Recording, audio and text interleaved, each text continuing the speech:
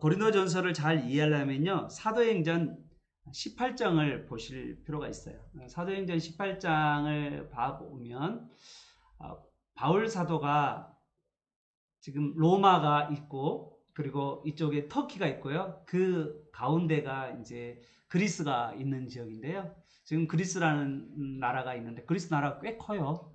의외로 큽니다. 그리스가 저 북쪽까지, 지금 보이는 북쪽까지가 거의 그리스도 영토예요.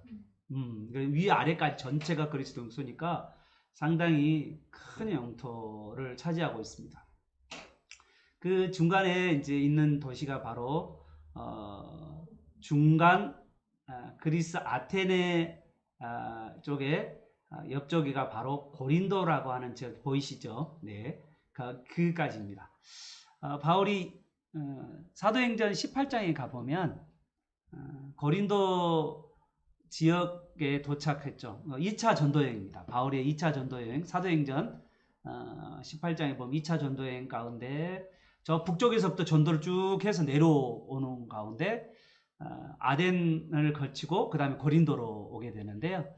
고린도에서 바울이 1년 6개월 동안 복음을 증거하게 되는데, 고린도 지역에서 바울이 고린도전서 2장을 가면요, 두렵고 떨렸다라고 여겼습니다. 상당히. 그리고 이제 물론 사도행전에서도 그 이야기가 나와요. 이 고린도 지역이 만만치 않는 지역이었다는 것을 알게 되는 거죠. 그 고린도 지역에서 복음을 증거했어요. 그리고 그 교회를 개척했습니다. 그게 바로 고린도 교회죠. 그리고 이제 사도행전 19장에 가보면 바울이 이제 2차 전도행을 마치고 이제 3차 전도행을 했는데요. 3차 전도행은 우리 지도에서 보면 오른쪽에 터키에 있는 에베소라고 하는 도시죠. 그 에베소 도시에 3차 전도행을 시작을 했죠. 그 전도행 가운데 그 에베소 교회 안에서 복음 전도를 무려 3년 동안 전도를 하고 말씀을 양육하고 두란노에서 말씀을 가르치는 것이 3년 동안 있었어요. 그 3년 동안 가운데서 이 고린도 지역에 있는 교회에서 사람들이 사연이 있어서 편지가 온 거죠. 그게 어디서 나오냐면요, 9절 10절을 보십시오. 11절을 보시면 너희 형제들아 글로에의 집편으로 라는 말이 나와요. 그런 걸 보면 고린도에 있는 교회 중에 한 교회였던 글로에라고 하는 그 집에서 편지가 오게 되는데, 그 편지를 바울이 받고 그 편지에 대해서 바울이 고린도 교회에게 말씀을 나누고 싶었던 거예요. 어떠냐면 고린도 교회에 좀 연약한 분야, 특히 좋지 않는 소식들이 글로에 편에서 왔어요. 자, 그걸 어떻게 알 수 있냐면 편지를 보면, 고린도 전서의 편지를 보면, 제가 전후 전서를 전체를 스킵을 할 거예요. 이 고린도 교회 안에 어떤 문제들이 있었냐면 1장부터 4장까지는요 고린도 교회 안에 분파가 벌어졌어요. 분파. 오늘 1장을 가보면 고린도 교회 안에 분열이 일어나는 것을 알게 돼요. 어떤 분열이 있었냐면 교회 안에 성도들 안에 이런 마음이 있었던 거예요. 나는 바울파다. 나는 바울의 제자다. 나는 바울을 따라 살아가는 사람이다. 바울파. 나는 베드로파다. 나는 바울파, 베드로파도 아니고 나는 아볼로파다. 나는 그것도 저도 다 싫고 나는 그리스도파다. 그 이야기가 어디서 나오냐면 12절에 나와요. 12절에 보면 나는 바울에게서, 나는 아볼로에게서, 나는 게바에게서, 나는 그리스도에 속한 자라고 서로 이야기합니다.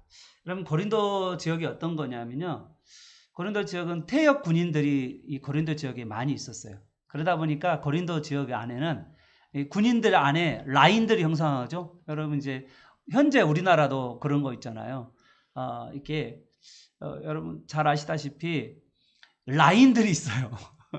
정치에도요 누구 라인이다. 뭐 친문 세력이다. 이 사람은 어떤 사람은 비문 세력이다. 뭐 이렇게 이야기하고 뭐 요즘에는 또 뭐냐면 검찰에서는 검찰총장 라인이다.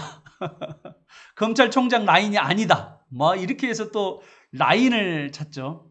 이 라인들이 또 어떻게 되는지 알아요? 정계로 또 입문해요. 검찰 출신들이 정계로 입문을 한 거죠. 이렇게 해서 이렇게 라인들이 형성이 되어서 그 밑으로 이제 우리나라 80년대는 우리나라를 전체를 다스렸던 육사가 있었는데 육사의 모임들이 있었는데 그 라인이 하나회라고 하는 모임이었죠.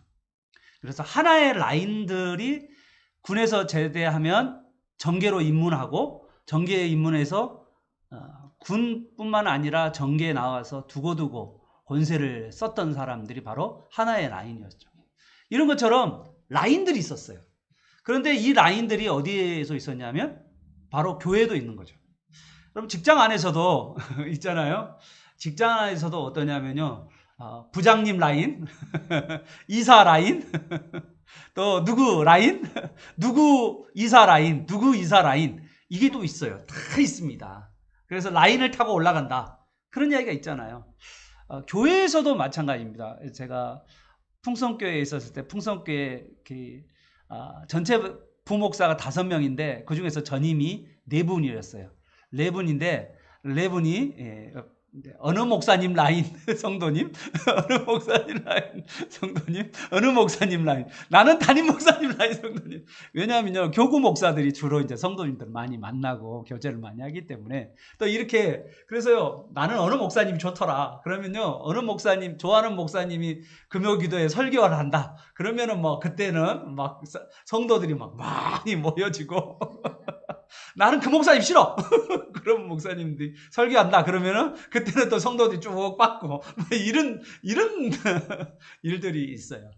그러니까 교회도 어떤 라인이 있고요. 세상에도 라인이 있고 정치 세계에 더 라인이 많아요. 얼마나 많은지 몰라요. 그런데 고린도 지역이 바로 그런 라인들이 많은 서로 간에 그 라인들 통해서 막 키워주고 막 이런 것들이 많았는데 그런 것에 대해서 문제가 많았던 거예요. 그런데 그러면서 어떠냐면 특히 이제 여기에 보면 14절에 보시면 이 라인들이 어떻게 해서 형성되냐면요. 세례를 통해서 형성이 됩니다. 그래서 바울에게 세례를 받아서 나는 바울의 세례를 받았기 때문에 나는 바울파야. 나는 아볼로에게 세례를 받았어. 나는 아볼파야. 나는 베드로 그 예수님의 수제자인 베드로에게 세례를 받았어. 유대인들이 그랬겠죠. 유대인들은 그랬을 거 아니에요. 그래서 고린도에 있는 사람들 중에서 저기 유대에서 고린도 쪽으로 와서 나는 그래서 베드로파야. 나는 이도저도 싫어. 나는 예수님 파야. 이렇게 해서 이렇게 했죠. 그러면서 뭐라고 하냐면요. 이들이 하는 모습이 1장 31절을 보면 자기들이 자랑을 해요. 여기 보십시오. 1장 31절에 기록된 바 자랑하는 자는 주 안에서 자랑할 함과 같으려 합니다. 이게 뭐냐면 그들이 어때요? 자기 라인들을 자랑하고 그렇죠? 그 라인들에 나는 속한다라고 말하죠. 그래서 바울이 이런 고린도 지역 안에 서로 이렇게 이러죠. 여러분 이제 가정교회 안에도 마찬가지예요. 우리 교회가 지금 현재 가정교회는 형성되지 않았지만 앞으로 이제 가정이라고 하는 두세 가정들이 모여서 가정교회를 형성해요. 우리로 하면 구역이라고 하는 걸 형성하게 되면 어떻게 되냐면 이렇게 구역장을 중심으로 해서 가장을 중심으로 해서 이제 사람들이 모이게 되잖아요. 이렇게 모이게 되고 이렇게 모이게 되면 거기 안에서도 알게 모르게 이제 조금 이렇게 서로 나는 이 가장이 좋아, 나는 이 사람이 좋아 그러면 그쪽으로 사람들이 막 모이게 돼요.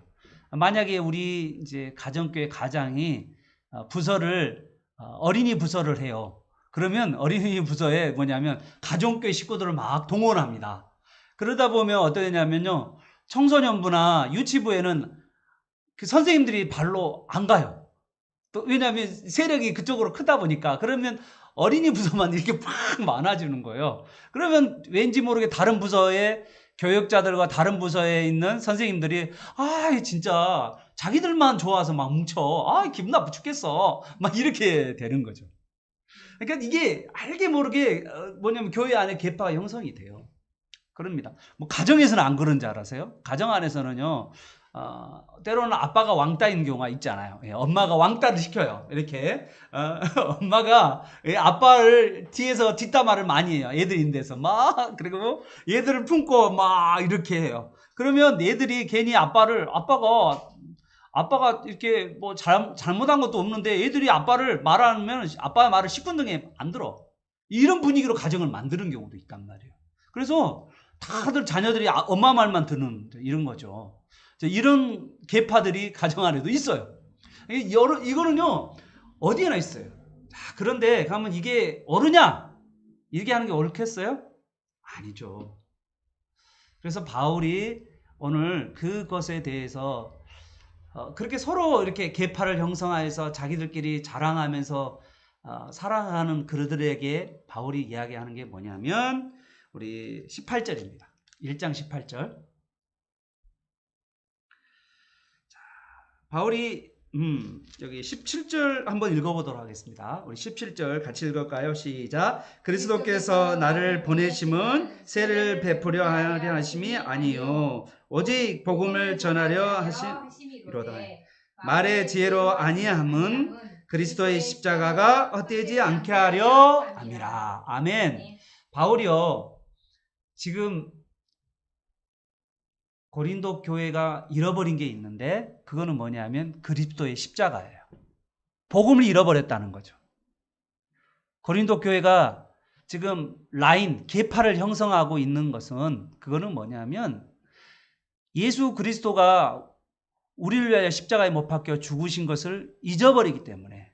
그래서 예수 그리스도가 죄인 된 우리를 위하여서 죽으셨기 때문에 우리가 자랑할 것이 없는데 우리가 서로 자랑하고 서로 잘났다 하고 교만하고 그런 것들이 교회 안에 있다는 것 자체는 그리스도의 복음을 잃어버렸기 때문에 일어난 현상이라는 거예요. 예수 그리스도의 십자가가 어떻게 십자가를 믿는 자들에게 어떻게 자랑이 있냐 이 말이죠. 그래서 여기 보면 31절도 자랑하면 뭐만 자랑하라? 주님만을 자랑하라. 어떻게 너희들 안에서 서로 자랑하고 잘났다고 깝죽거리냐.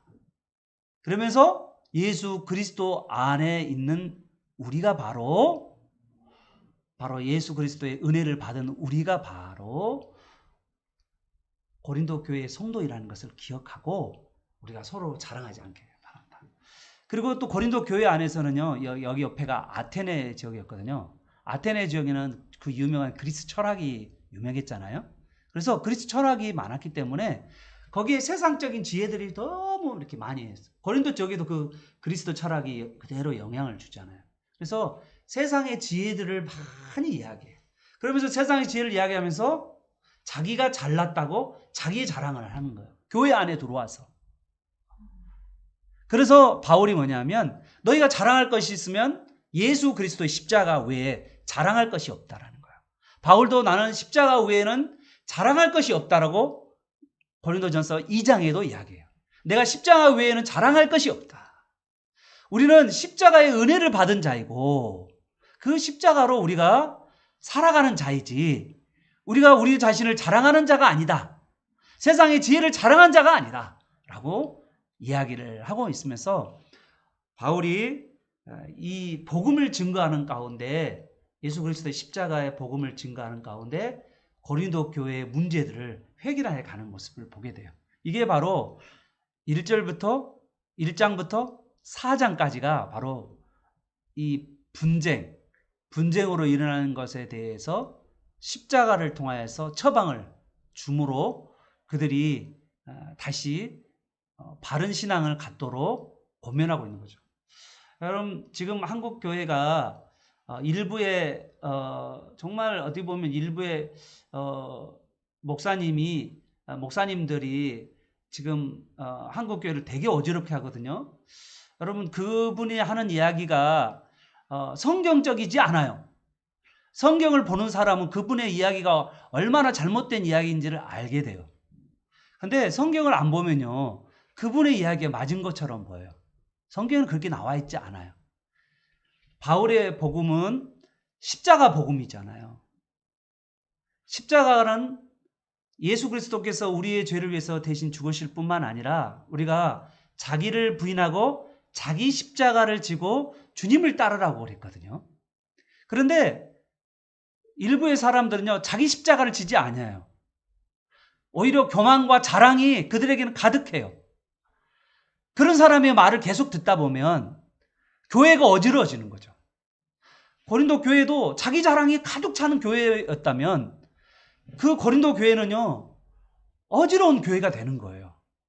오직 십자가 아래에 있으면 자랑할 것이 없어요. 저희가 얼마나 죄인인 것을 고백하는 게 십자가잖아요. 그리고 우리가 십자가를 따르면 자기 희생을 가지고 주님을 따르고 자기를 부인하며 살아가야 되는데, 그리고 다른 사람을 위해 자기가 죽는 것인데 그게 아니잖아요. 그래서 고린도 교회의 모습을 보면 우리 한국 교회의 모습이 그대로 드러나 있어요. 이 고린도서는요, 고린도전서는 되게 그래서 중요합니다. 오늘 고린도 교회에게 주는 이 말씀은 바로 복음을 증거하는 거예요. 바울이 복음을 잃어버렸기 때문에, 십자가의 복음을 잃어버렸기 때문에 오늘 여러분이 십자가의 능력이 여러분에게도 임하시기를 바랍니다. 여러분 인생 가운데 예수 그리스도의 십자가의 복음으로, 십자가의 능력으로 다시 여러분 회복되는 여러분 되시기를 바랍니다. 아멘. 그리고 자, 5장부터는 고린도 교회 안에 아주 잘 나가는 사람이 있었는데 그 사람이 첩을 뒀어요. 그런데 아주 공공연하게 그거를 자랑하며 다녀요. 그래서 이것을 교회 안에서, 교회에 아주 잘 나간 사람인데 그 사람이 아주 죄로 생각하지 않는 거죠. 첩을 두면서도. 또 그것이 6장에 오면은 소송까지 벌어져요. 이게 이제 교회 안의 소송, 교회 밖의 소송, 교회 안의 소송, 문제들이 막 생기는 게 바로 5장과 6장의 문제가, 음행의 문제가 벌어졌고요. 그리고 7장에 가보면 결혼의 문제, 독신의 문제. 어떤 사람들 고린도 교회에 이제 주님이 멀지 않았기 때문에 막 이렇게 하면서 아예 결혼을 안 하고 이제 이렇게 살아가는 사람들이 있었는 것에 대해서 7장에서는 말하고 있고요. 그 다음에 8장, 9장, 10장에 가보면 우상의 제물에 대한 이야기죠. 여기 한번 보십시오. 고린도 교회 가보면 이게 고린도 지역인데요. 구 고린도가 보이죠? 고린도 보이시죠? 그 고린도 도시에 가보면 그 고린도 도시 안에는요, 각 신전들이 엄청나요. 거의 고린도는요, 신전의 도시입니다. 신전의 도시인 지역은 결과적으로는 뭐 하는 곳이냐면 그 신전 안에서는 신과의 제사를 드리면서 음행이 벌어져요. 그러니까 지금 고린도 도시가 계파가 있었는데, 파벌이 있었는데, 군벌의 파벌들이 있었는데 그 파벌들이 교회 안에도 들어왔고요. 고린도 교회 고린도 도시가 신전들이 많았는데 그 신전 안에 음행들이 엄청 많았는데 그 무려 1000명의 여사제들이 있었대요. 그 사제들과 음행을 막 저지르는 사람들이 많았는데 그것이 바로 고린도 교회 안에 5장과 6장이 그대로 들어왔고요. 그리고 그 다음에 7장에서는 그것을 또 사람들이 음행이 많으니까 이제 한쪽에서는 반대작용으로 독신 생활을 해야 된다는 이야기를 하면서 완전히 또 아무것도 안 하는, 또 부부관계도 안 하고 완전히 그런, 또 그걸로 인해서 또 교회 안에 문제가 또 생기기도 하고 했고요. 그리고 저기서 우상의 제물들이 너무 많으니까 거기서 어때요? 싸게 우상의 제물들에서 시장에 막 공급이 되거든요. 그 고기들이 이렇게 우상의 고기들을 이렇게 제물로 드리고 나서 그것들이 이제 우상의 제물들을 다 드리고 나면은 이것들이 시장으로 막 나오는데 그 시장 가운데 아주 어때요? 헐값으로 이게 많이 나오는 거거든요. 그러면은 사람들이 헐값으로 이거를 살 수 있는데, 그런데 유대인들은 어떠냐면 우상의 제물은 안 먹잖아요. 그 유대인들이 우상의 제물을 안 먹는데 고린도 교회 안에는 유대인도 있고 이방인도 있는 거예요. 이방인들은 그거 상관없이 먹었는데 유대인들은 어때요? 먹으면 안 되잖아요. 그러니까 서로 유대인들은 정죄하고, 그리고 로마 교회, 고린도 교회 안에 있는 성도 중에서는 유대인들은 야 그거 먹어도 돼. 아니 이제 고린도에 있는 이방인들은 그거 먹어도 되지, 뭐 늘 우리 먹어왔는데 뭐 그것 때문에 그러는 거야, 뭐 그러면서 서로 간에 갈등이 있었던 거죠. 그것이 바로 10장까지 나와요. 11장에 와서는 성찬식에 대한 이야기가 나오죠. 성찬식을 하면서 어떤 사람들이 성찬식에 예찬식과 성찬식을 같이 나누는데, 일찍 온 사람들은 부자들은 일찍 온 사람들은 일 안 하고, 일찍 온 사람들은 자기가 많이 배고프니까 막 먹어버리고, 그러니까 나중에 일하고 오는 노동자들이나 노예들은 먹을 것이 없어서, 그러면서 교회가 성찬식과 예찬을 통해서 먹을 것이 없어가지고 서로 싸우는 그런 일들이 고린도 교회에 있었어요. 그리고 12장에 와서는 예배 드리는데 은사와 또한 이렇게 방언과 예언들, 그런 것들이 막 나왔는데, 그런 것 때문에 막 교회가 질서가 없이 어지러워지는 그런 일들이 보고, 또 15장에서는 부활에 대한, 그리고 16장에서는 이렇게 연보에 대한 이야기를 하면서 마무리하는, 헌금에 대한 이야기를 하면서 마무리하는 이야기가 바로 고린도전서 전체의 이야기입니다. 그러니까 고린도 교회는 참 문제가 많은, 참 가슴 답답한 교회예요. 바울로 입상했을 때는 이 교회는 정말 자기가 복음으로 낳은 교회인데 어떻게 이렇게 바울이 떠난 뒤로 이렇게 문제가 많은 교회가 됐단 말이죠. 그런 이야기가 바로 고린도 교회입니다. 자, 바울이 이렇게 문제 많은 이 교회에 갈등도 많고 문제도 많고 정말 안 좋은 소식들이 많이 드는 이 교회 가운데, 그리고 이제 고린도 후서에 가보면 바울이 사도냐라고 하는, 바울에게 말씀을 들었고 바울에게 교회가 세워진 이 고린도 교회 성도들이 바울이 사도냐라고 바울의 사도성을 가지고 또 고린도 후서에서는 바울을 막 이렇게 까는 사람들이 있었어요. 아무튼 진짜 이 고린도 교회는 문제가 많은 교회. 대표적인 음행과 우상숭배와 파벌과 온갖 것들이 아주 정말 교회 안에 벌어질 모든 문제들은 다 벌어진 교회가 바로 이 고린도 교회라는 거죠. 자, 여러분, 그 고린도 교회를 바라보는 바울이 어떨까 한번 생각해 보십시오. 가슴 답답하겠죠? 이 골치 아픈 교회, 어떻게 보면요, 화가 날까요, 안 날까요? 화가 나기도 하고, 어떻게 보면 너무나도 형편없는, 정말 이 형편없는 교회. 뭐 누가 어떤 대통령이 그랬다고 하는데, 자괴감을 느끼는, 내가 뭘 했나 자괴감을 느끼는 그런 교회. 이게 바로 고린도 교회예요. 그런데 바울이 이 고린도 교회를 어떻게 대했는지, 바울이 1절에서 9절까지의 바울의 모습을 한번 보게 됩니다. 여러분, 정말 화가 나고, 요즘 아이들 볼 때도 화가 날 때가 많죠. 또 여러분 배우자 볼 때도 화가 나죠. 또 때로는 코로나19로 일교해서 어떤 나라의 어떤 사람들을 보면 화가 나잖아요. 그런 사람을 볼 때 정말 말이 안 돼. 여러분, TV 한번 보세요. TV에 가끔씩 국회 방송 한번 보세요. 막 그러면요, 야당과 여당이 막 서로 못 잡아서 막 거의 그런 모습을 보잖아요. 참 그거 보고 있으면 마음이 언짢아요. 저도 보고 있으면 언짢아요. 계속 들어야 되는데 듣고 싶지가 않아. 너무 막 이렇게 하는 모습을 보면. 자, 그렇죠?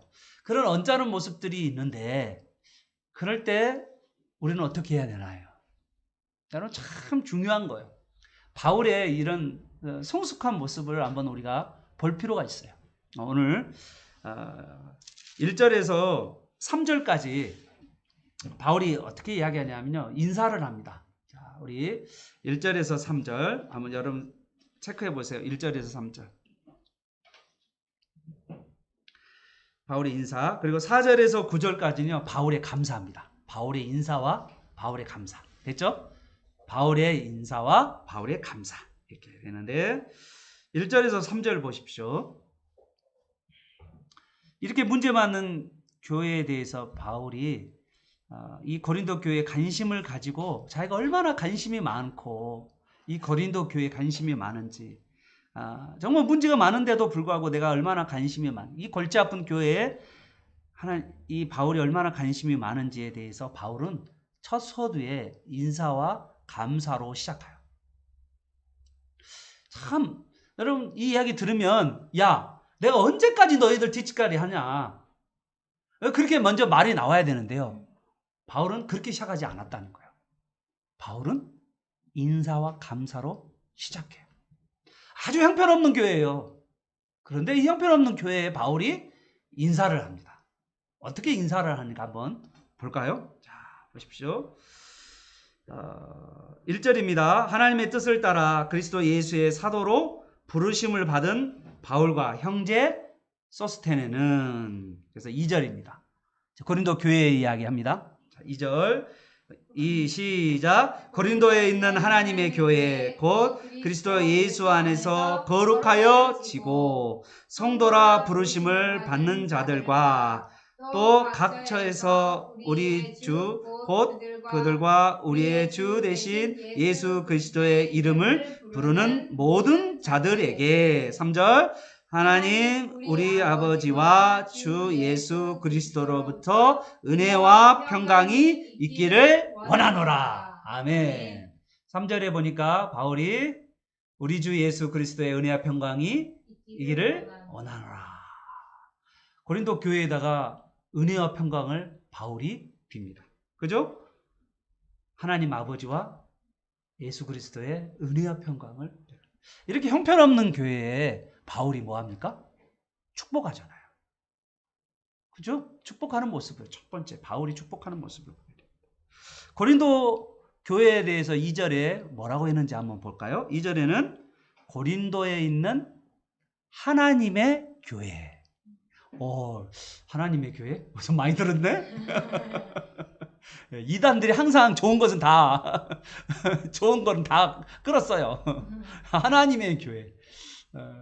고린도에 있는 하나님의 교회. 여러분 교회가요 2개가 있습니다.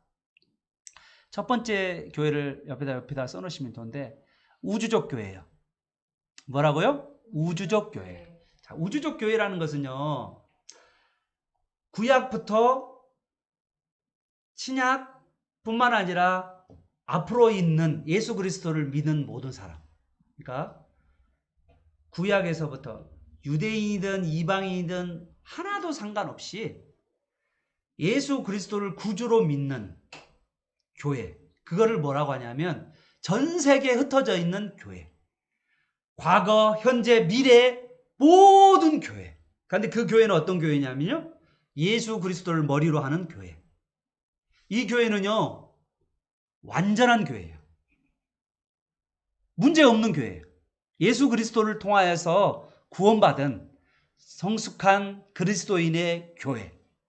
우주적 교회죠.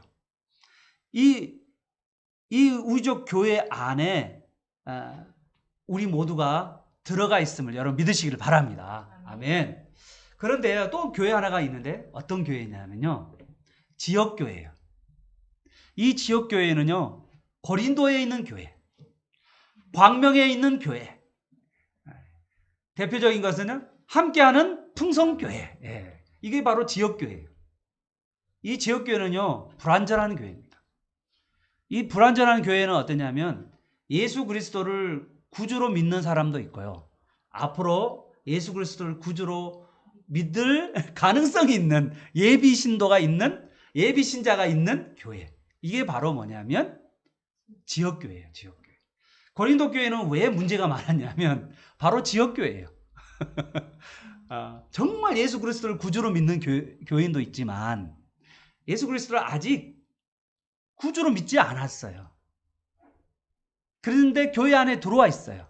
세상의 방법들을 그대로 쓰고 있는 그런 사람. 그 사람이 함께 있다 보니까 어떻게 해요? 교회가 문제가 많은 거죠. 사랑하는 여러분, 자 그런데요.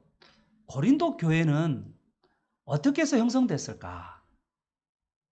곰곰이 생각해 봐요. 고린도 교회는 오늘 1절에서 보십시오. 1절에서 바울은 자기가 뭐라고 하냐면요. 하나님의 뜻을 따라 그리스도 예수의 사도로 부르심을 받았다라고요. 교회는요, 어떻게 형성되냐면 부르심을 받는 자가 교회에 들어오는 것을 여러분 믿으시길 바랍니다.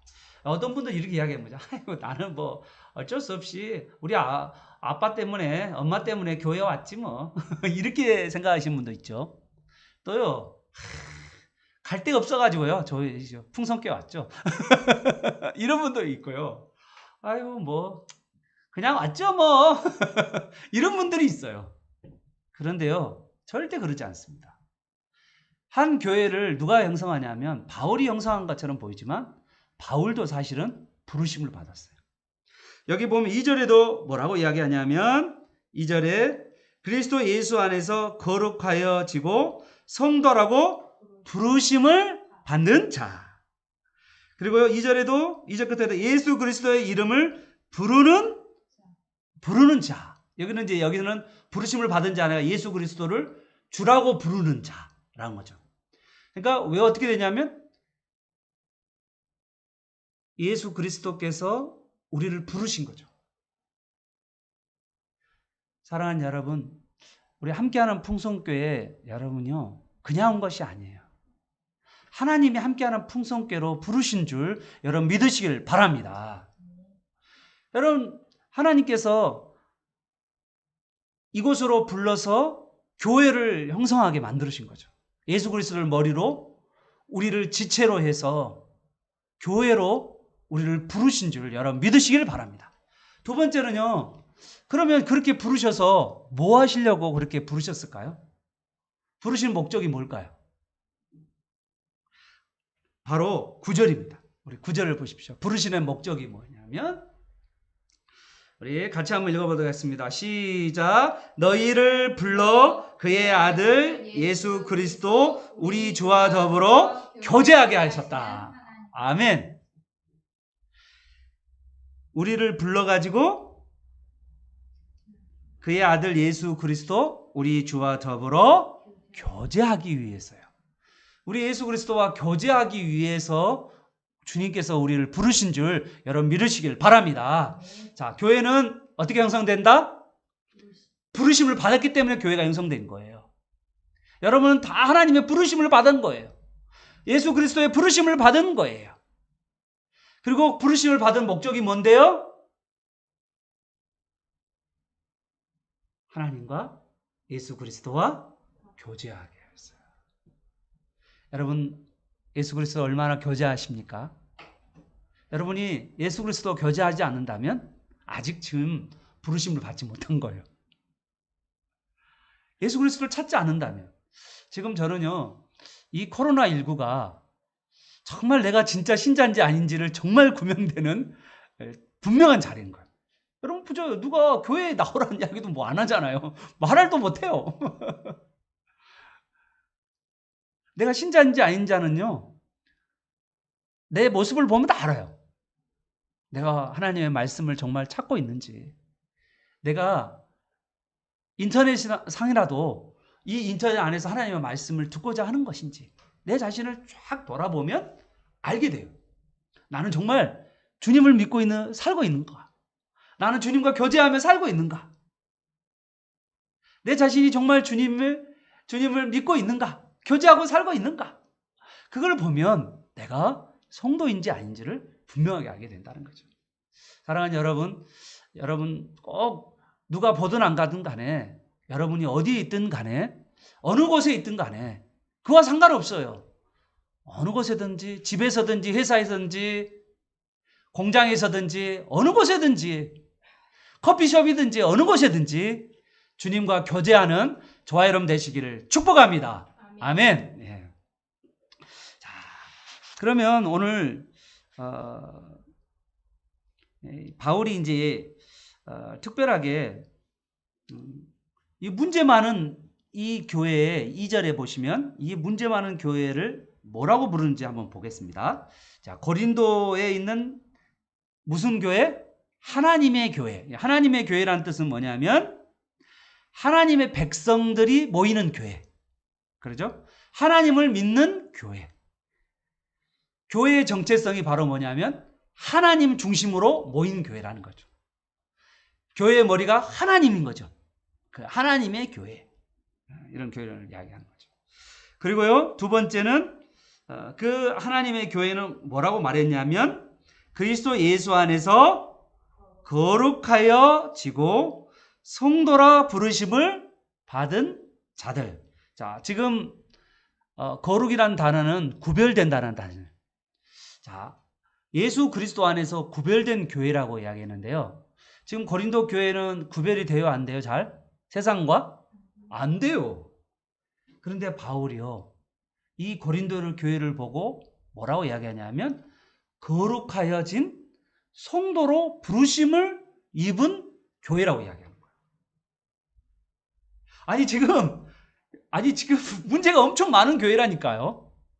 그런데 이 교회를 보고 거룩한 교회라고 이야기하는 거예요. 여러분 이제 성도라고 이야기할 때 여러분 잘 보세요. 우리가 이제 성도님들 우리 이야기하잖아요. 우리 이제 직분 없는 분들 다 성도라고 이야기하잖아요. 그런데 엄밀히 이야기하면 그 이야기는 틀린 이야기예요. 사실 그렇게 부르면 안 되는데 부를 말이 없어가지고 원래는 뭐라 불러야 되냐면 형제 자매로 불러야 돼요. 여기 성도라는 뜻은 뭐냐면 거룩한 무리라는 뜻이에요. 그러니까 거룩한 무리라는 말이 뭐예요? 거룩한 무리가 뭔데요? 교회라는 거예요. 거룩한 무리가 교회라는 뜻이거든요. 그러니까 성도는 곧 교회라는 뜻이에요. 그래서 성도님이라고 부르면 안 돼요. 사실은 어떻게 부르야 하냐면 직분이 없으면 형제님, 자매님 그렇게 불러야 맞습니다. 우리가 앞으로 그렇게 불러야 돼, 사실은. 근데 이게 되게 이제 어려워서 우리가 지금 교회의 전통적인 흐름이 다 성도님이라고 이야기를 하니까 좀 어쩔 수 없이 지금 그러는데 사실은 교회가 성도예요. 교회가 성도. 성도가 교회고. 이해됐나요? 네. 그래서 고린도 교회라는 말은 뭐냐면 거룩한 무리라는 뜻이에요. 거룩한 무리. 그런데 사실은 거룩한 무리가 아닌데 지금 고린도 교회 문제가 많은데 바울은 거룩한 무리로 봤다고요. 이게 바로 뭐냐면 하나님의 시각인 거예요. 정말 문제 많은 사람인데 우리가 어떻게 바라야 되냐면 그 사람을 성도로 바라보고 교인으로 바라보고 또한 거룩한 무리로 보고 또 이 사람이 거룩해질 것을 바라보고 우리가 그렇게 그런 눈과 시각을 가지고 바라봐야 된다는 거죠. 바울이 지금 그렇게 보고 있는 거잖아요. 구별되지 않았어요, 지금. 그런데 구별된 무리라고 봤고요. 하나님을 향하여 구별된 사람이라고요. 주님의 하나님의 용도로 쓰임받는 새로운 용도라는 것을 지금 말하고 있는 거예요. 지금 고린도 교회는 너희는 세상의 용도로 쓰지 아니하고 하나님 나라에 하나님의 사람으로서 하나님께 구별되어 있는 하나님을 향하여 구별되어 있는 그러한 교회라고 지금 계속해서 지금 말하고 있는 거예요. 사실 그렇게 살지 못하고 있는데. 그러니까 지금 이거는요, 바울이 이 하나님의 안목으로 교회를 바라보고 있는 거죠. 사랑하는 여러분, 우리 귀한 자녀들에게도 또 믿음이 연약한 배우자에게도 그리고 주위의 교회 안에 연약한 성도들에게도 그러한 하나님의 관점에서 바라보는 저와 여러분 되시기를 축복합니다. 하나님의 눈으로 사람들을 바라보고 그 사람들을 복을 빌고 또 은혜와 평강을 비는 저와 여러분 되시기를 축복합니다. 아멘. 바울이 지금 이제 4절부터 9절까지는 어떤 얘기를 하고 있냐면요. 감사를 하고 있어요. 감사할 것이 뭐가 있는데 감사를 하고 있습니다. 고린도 교회처럼 문제도 많고요. 정말 이 고린도 교회 지금 책망할 거 나중에 가보면요. 여기 2장부터 가보면요. 여러분 막 책망이 막 나와요. 얼마나 책망한지 몰라요. 책망을 엄청 많이 하는데 이 책망하기 전에 고린도 교회에 정말 하나님의 안목으로 이 교회를 바라보면서 하나님의 안목으로 이 문제를 해결하려고 하는 바울의 모습을 보게 돼요. 우리 자녀들 중에 문제가 많잖아요. 배우자 중에서도 문제가 많잖아요. 우리가 문제가 많을 때 어떻게 하냐? 하나님의 안목으로 해야 돼요. 여러분, 저는 우리 하브르타 안에서도 하브르타를 어떻게 운영하냐면 하브르타를 이렇게 하는 방법 가운데 중요한 툴이 있어요. 이건 꼭 여러분이 알고 있어야 돼요. 하브르타는 어떠냐면 지지와 도전이에요. 하브르타를 하는 사람은 반드시 지지와 도전을 해야 돼요. 먼저는 뭐냐면 지지예요. 어떤 사람이 하브르타를 하면서 서로 질문과 대화를 통해서 자기의 생각을 말하면 첫 번째는 어떤 면에서 나는 너의 말에 동의한다. 너는 참 그 생각 탁월하다. 이런 면에서는 참 좋은 것 같아. 그런 칭찬을 먼저 하는 거죠. 그리고 그런데 이런 면에서는 참 문제가 있다. 이런 면에서는 좀 부족한 것이 있다. 이렇게 말하는 거죠. 자, 영어로 한번 해보겠습니다. 영어로. 자, 한번 때려보시죠. 따라해 보세요. Excellent. 자, 이 뭐라고 다시 해보세요. 따라해보세요. 영국식 발음입니다. Excellent. Excellent. But. 이런 면에서 뭐예요? Excellent 한다. 아주 뛰어나다는 거예요. 아주 너 뛰어내. 아주 뛰어내. 해야 돼요, 뭐, 여러분요. Excellent를 먼저 해요. 바울도 지금 어떻게 해요? 먼저는 칭찬하는 거잖아요. 교회 같지 않은데 교회래. 하나님의 교회래. 하나님의 거룩해 적어하고 있대. 너 참 거룩하고 있다. 이렇게 말하고 있잖아요. 그렇죠? 엑셀런트하다라고 이야기해 주는 거죠. 그리고 그러나 but 이런 면에서는 참 부족하다. 우리나라 국회의원들을 하는 모습을 보세요. 상대방의 어떤 이야기에 대해서 동의합니까? 동의하지 않죠. 못 잡아서 안달이잖아요. 대화가 될까요? 안 될까요? 절대 안 돼요. 대화. 왜 안 돼요? 동의를 안 해주는데 대화가 되겠어요? 마음이 꽉 닫혔는데 대화가 안 되죠. 바울이 지금 편지를 보내는 거예요. 고린도 교회에. 지금 바울이 계속해서 이제 앞으로 이렇게 이야기를 할 건데 이야기를 계속 할 건데 뒤에 가보면 책망들이 막 나와요. 엄청 책망들이 나와요. 그런데 지금 바울이 1장에서는 인사에서는 엑셀런트 한다고 그런 거예요. 너희 참 대단하다. 바울이요 감사거리도 찾아요. 보세요. 감사거리를 찾아요. 자, 한번 보십시오. 4절부터 자, 바울이 감사하는데 왜 감사한지 한번 보도록 하겠습니다. 먼저 바울이 감사하는 이유가 나와요. 우리 같이 한번 읽어보도록 하겠습니다. 우리 4절 시작. 그리스도 예수 안에서 너희에게 주신 하나님의 은혜로 말미암아 내가 너희를 위하여 항상 하나님께 감사하노니. 감사하는 이유가 뭐죠? 네, 하나님의 은혜예요. 은혜. 바울이 이렇게 감사할 수 있는 것은요. 하나님의 은혜라는 거예요. 바울이. 왜 감사할 수 있을까요? 전능하신 하나님이 우리와 함께 하시기 때문이에요. 바울은 사실은 감사할 수 없어요. 지금 이렇게 문제 많은 교회를 어떻게 감사를 해?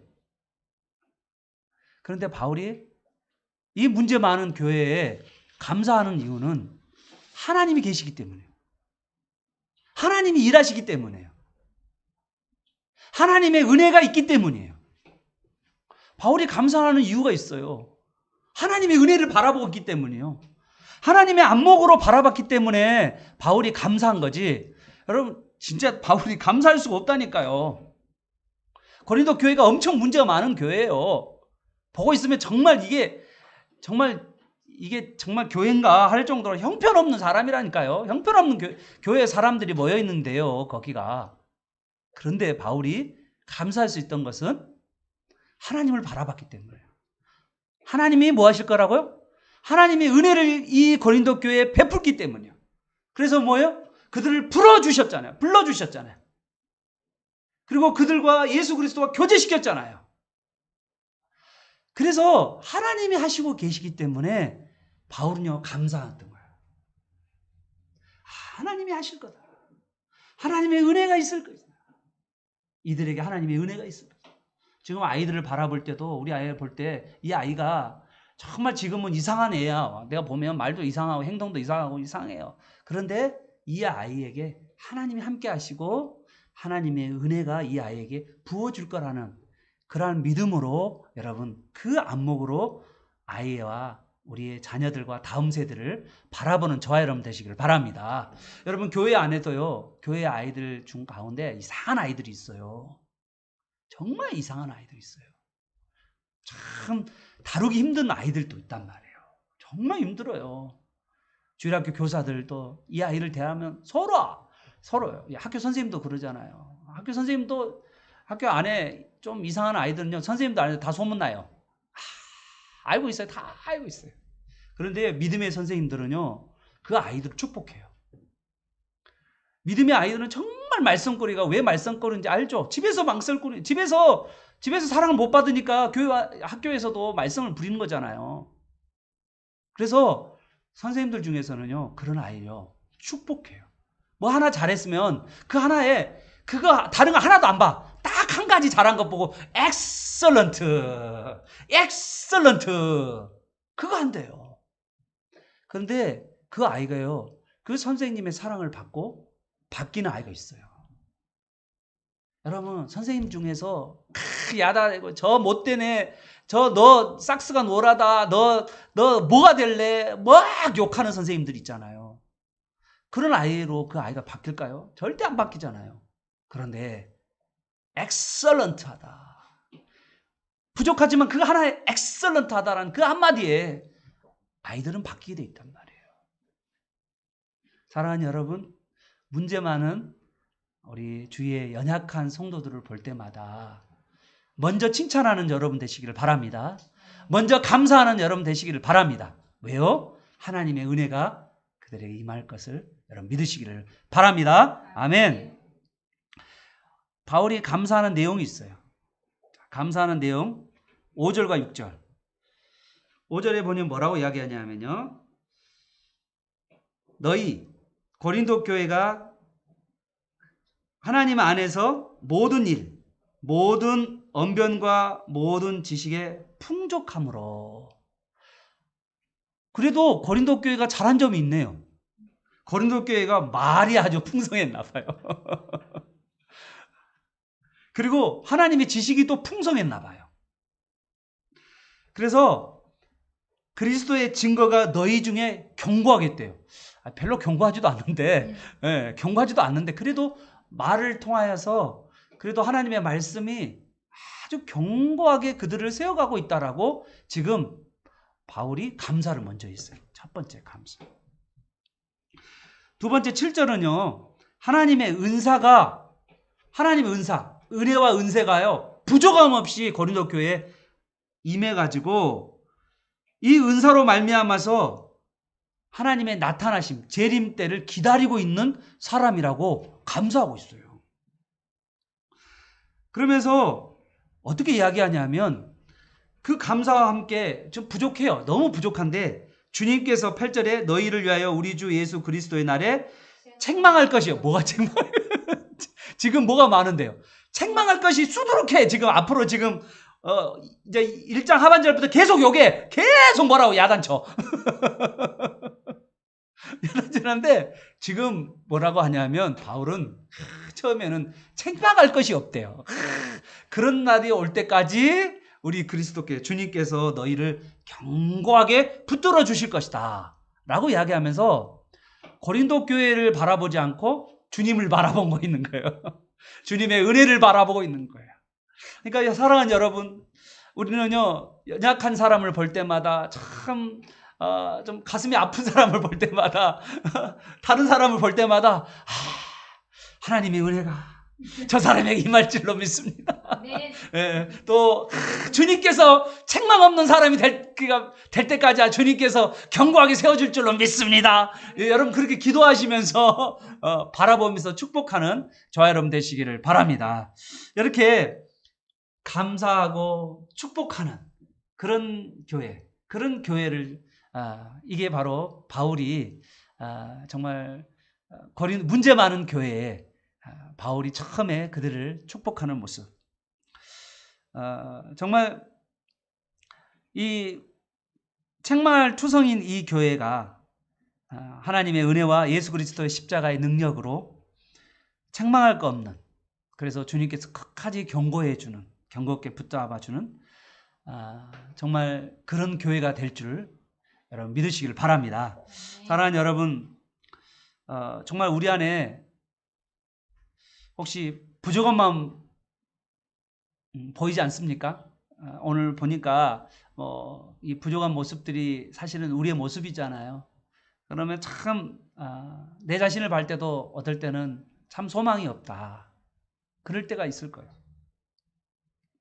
내가 부족함이 없다고 생각할 때, 내가 부족함이 너무 많다라고 생각할 때, 그때 먼저 우리가 생각한 것은요, 하나님의 은혜가, 하나님이 나를 부르시고 하나님의 은혜가 나에게 부어주고 있다는 것을 여러분 믿으시길 바랍니다.